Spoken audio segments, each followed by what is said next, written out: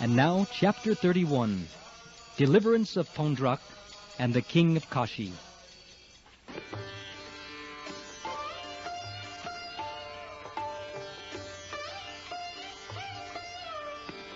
The story of King Paundraka is very interesting because there have always been many rascals and fools who have considered themselves God. Even in the presence of the Supreme Personality of Godhead, Krishna, there was such a foolish person. His name was Paundraka, and he wanted to declare himself God. While Lord Balaram was absent in Vrindavan, this King Paundraka, the king of the Kurush province, being foolish and puffed up, sent a messenger to Lord Krishna.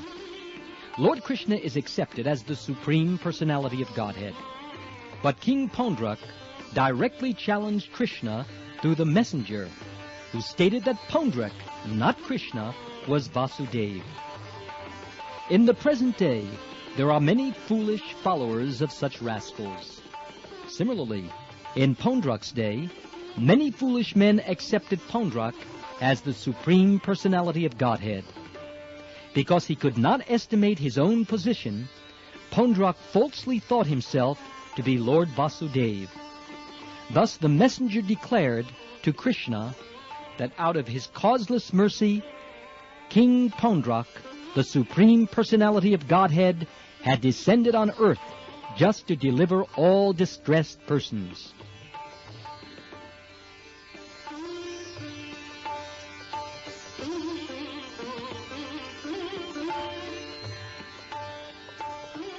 Surrounded by many other foolish persons, this rascal Paundraka had actually concluded that he was Vasudeva, the Supreme Personality of Godhead. This kind of conclusion is certainly childish.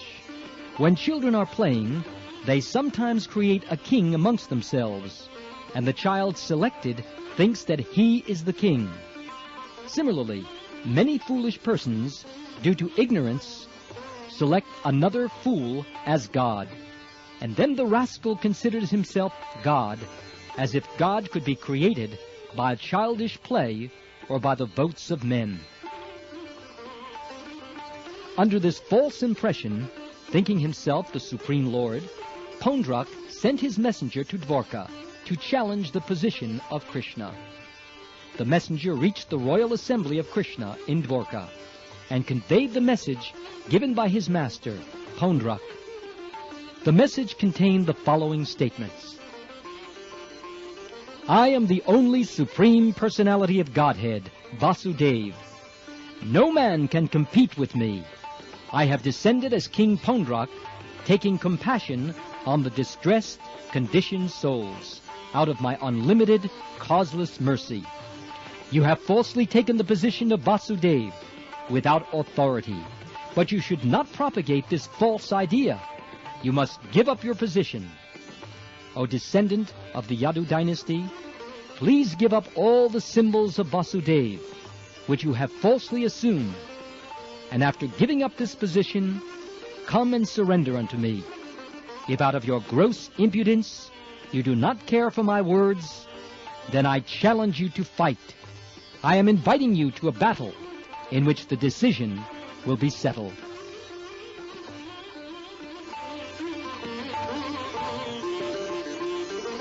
When all the members of the royal assembly, including King Ugrasen, heard this message sent by Paundraka, they laughed very loudly for a considerable time.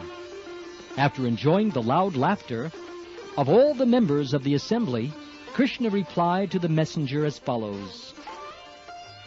O messenger of Paundraka, you may carry my message to your master. He is a foolish rascal. I directly call him a rascal, and I refuse to follow his instructions. I shall never give up the symbols of Vasudeva, especially my disc. I shall use this disc to kill not only King Paundraka, but all his followers also. I shall destroy this Paundraka and his foolish associates, who merely constitute a society of cheaters and cheated.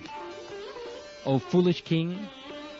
You will then have to conceal your face in disgrace, and when your head is severed from your body by my disc, it will be surrounded by meat-eating birds, like vultures, hawks, and eagles.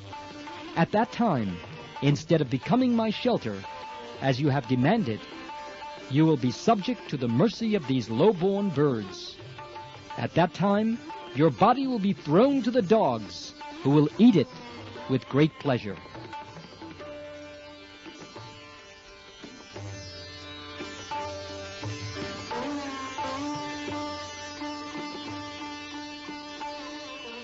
The messenger carried the words of Lord Krishna to his master, Paundraka, who patiently heard all these insults.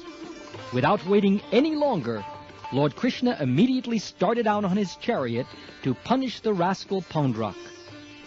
Because at that time the king of Kurush was living with his friend, the king of Kashi, Krishna surrounded the whole city of Kashi.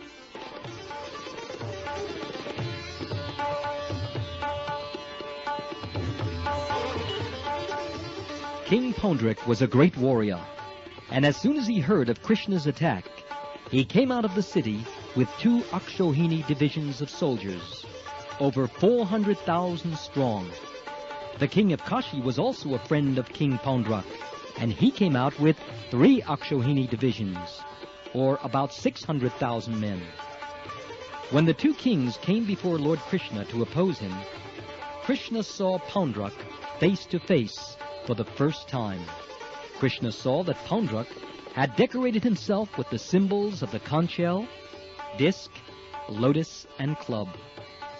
He carried the Shanga bow, and on his chest was the insignia of Srivatsa.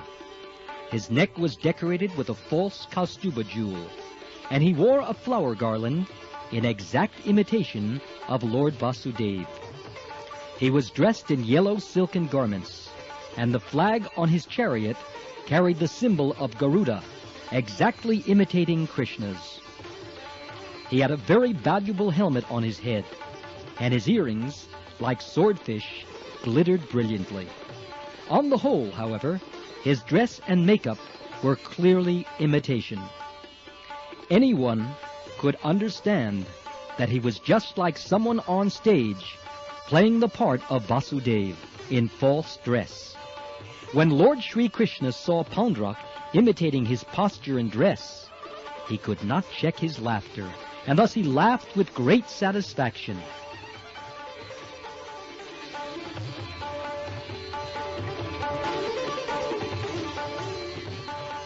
The soldiers on the side of King Paundraka began to shower their weapons upon Krishna. The weapons, including various kinds of tridents, clubs, poles, lances, swords, daggers, and arrows, came flying in waves, and Krishna counteracted them. He smashed not only the weapons, but also the soldiers and assistants of Paundraka, just as during the dissolution of this universe, the fire of devastation burns everything to ashes. The elephants, chariots, horses, and infantry belonging to the opposite party were scattered by the weapons of Krishna. The whole battlefield became scattered with the bodies of animals and chariots. There were fallen horses, elephants, men, asses, and camels. Although the devastated battlefield appeared like the dancing place of Lord Shiva at the time of the dissolution of the world, the warriors on the side of Krishna were very much encouraged by seeing this, and they fought with greater strength.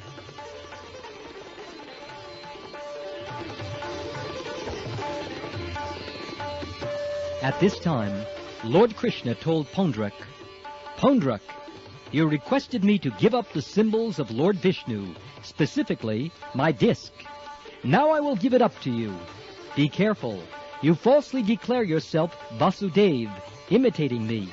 Therefore no one is a greater fool than you." From this statement of Krishna's, it is clear that any rascal who advertises himself as God is the greatest fool in human society. Krishna continued, "Now, Paundraka, I shall force you to give up this false representation. You wanted me to surrender unto you. Now this is your opportunity. We shall now fight, and if I am defeated, and you are victorious, I shall certainly surrender unto you."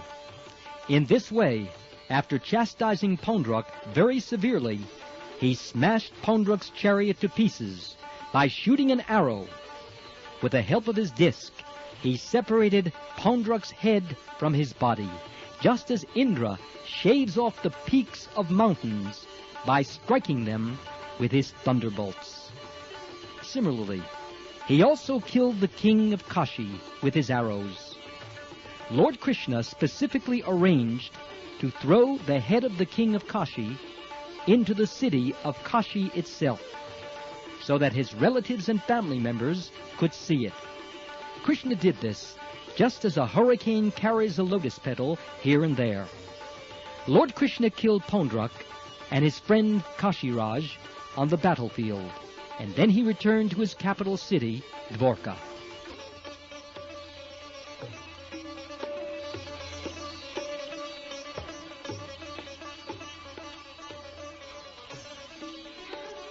When Lord Krishna returned to the city of Dwarka, all the siddhas from the heavenly planets were singing the glories of the Lord.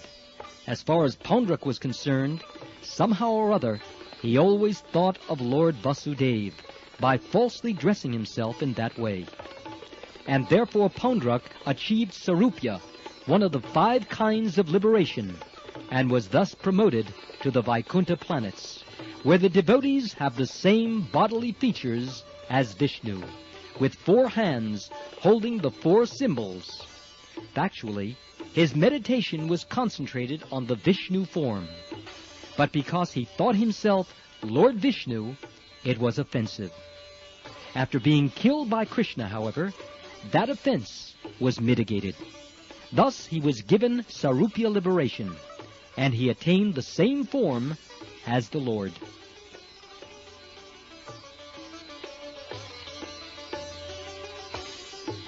When the head of the king of Kashi was thrown through the city gate, people gathered and were astonished to see that wonderful thing. When they found out that there were earrings on it, they could understand that it was someone's head. They conjectured as to whose head it might be. Some thought it was Krishna's head, because Krishna was the enemy of Kashiraj, and they calculated that the king of Kashi might have thrown Krishna's head into the city so that the people might take pleasure in the enemies being killed. But they finally detected that the head was not Krishna's, but that of Kashiraj himself. When this was ascertained, the queens of the king of Kashi immediately approached and began to lament the death of their husband. "Our dear Lord," they cried, "upon your death, we have just become like dead bodies."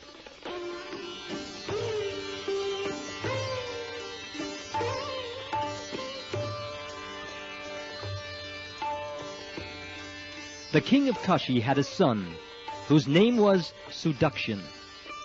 After observing the ritualistic funeral ceremonies, he took a vow that since Krishna was the enemy of his father, he would kill Krishna, and in this way liquidate his debts to his father.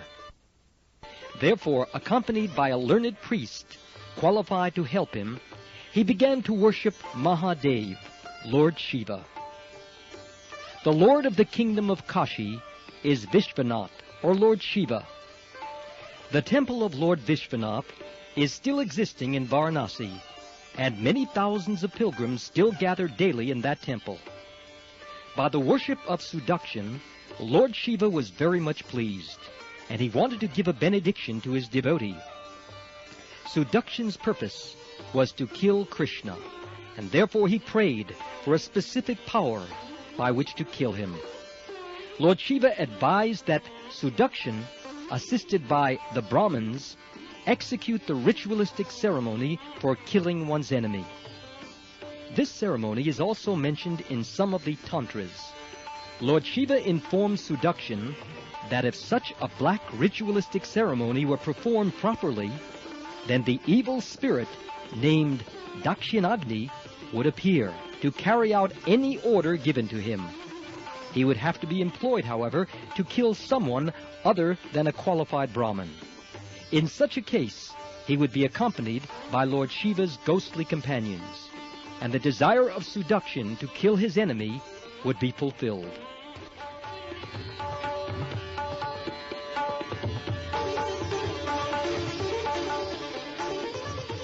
When Sudakshin was encouraged by Lord Shiva in that way, he was sure that he would be able to kill Krishna.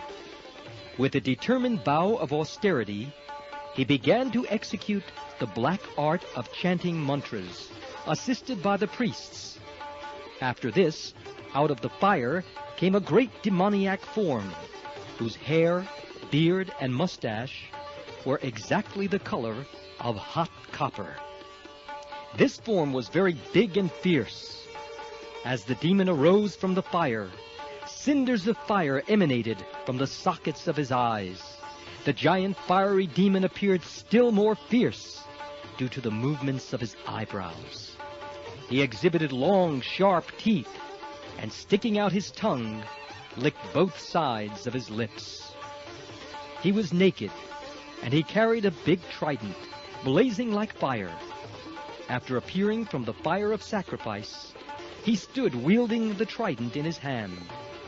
Instigated by Sudakshin, the demon proceeded towards the capital city, Dwarka, with many hundreds of ghostly companions, and it appeared that he was going to burn all outer space to ashes.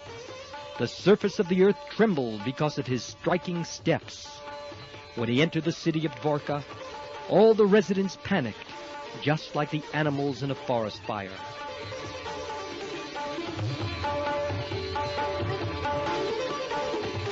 At that time, Krishna was playing chess in the Royal Assembly Council Hall. All the residents of Dwarka approached and addressed him. "Dear Lord of the Three Worlds, a great fiery demon is ready to burn the whole city of Dwarka. Please save us."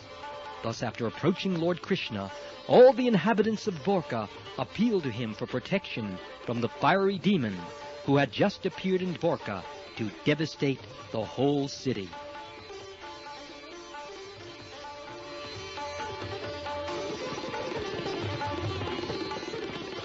Lord Krishna, who specifically protects his devotees, saw that the whole population of Dwarka was most perturbed by the presence of the great fiery demon. He immediately began to smile and assured them, "Don't worry, I shall give you all protection." The Supreme Personality of Godhead, Krishna, is all-pervading. He is within everyone's heart and is without also in the form of the cosmic manifestation. He could understand that the fiery demon was a creation of Lord Shiva, and in order to vanquish him, he took his Sudarshan chakra and ordered him to take the necessary steps. The Sudarshan chakra appeared with the effulgence of millions of suns, the heat being as powerful as the fire created at the end of the cosmic manifestation. By his own effulgence, the Sudarshan chakra began to illuminate the entire universe, on the surface of the earth as well as in outer space. Then the Sudarshan chakra began to freeze the fiery demon created by Lord Shiva. In this way, the fiery demon was checked by the Sudarshan chakra of Lord Krishna, and being defeated in his attempt to devastate the city of Dwarka, he turned back.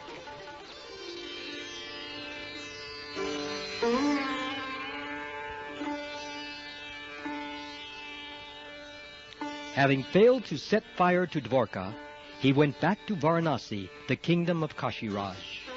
As a result of his return, all the priests who had helped instruct the black art of mantras, along with their employer Sudakshin, were burned to ashes by the glaring effulgence of the fiery demon. According to the methods of black art mantras instructed in the Tantra, if the mantra fails to kill the enemy, then because it must kill someone, it kills the original creator. Sudakshin was the originator, and the priests assisted him. Therefore, all of them were burned to ashes. This is the way of the demons. The demons create something to kill God, but by the same weapon, the demons themselves are killed.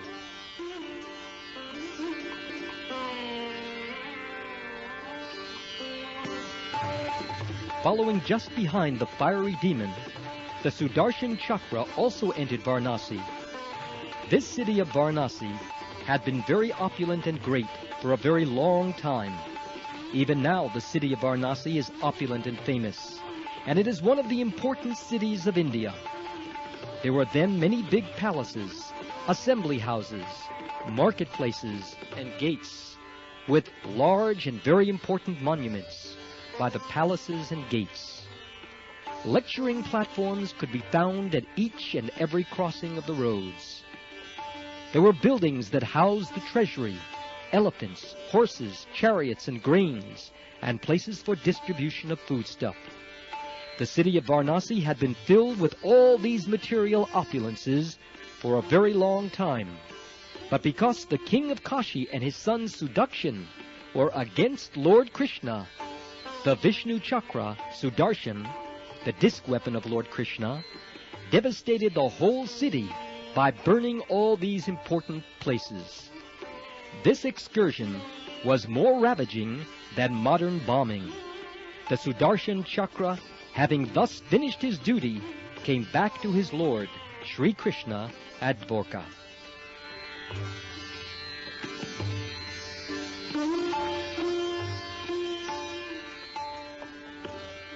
This narration of the devastation of Varanasi by Krishna's disc weapon, the Sudarshan Chakra, is transcendental and auspicious. Anyone who narrates or hears this story with faith and attention will be released from all reaction to sinful activities. This is the assurance of Shukdev Goswami, who narrated this story to Parikshit Maharaj. Thus ends the Bhaktivedanta purport of the second volume, 31st chapter of Krishna, Deliverance of Paundraka and the King of Kashi.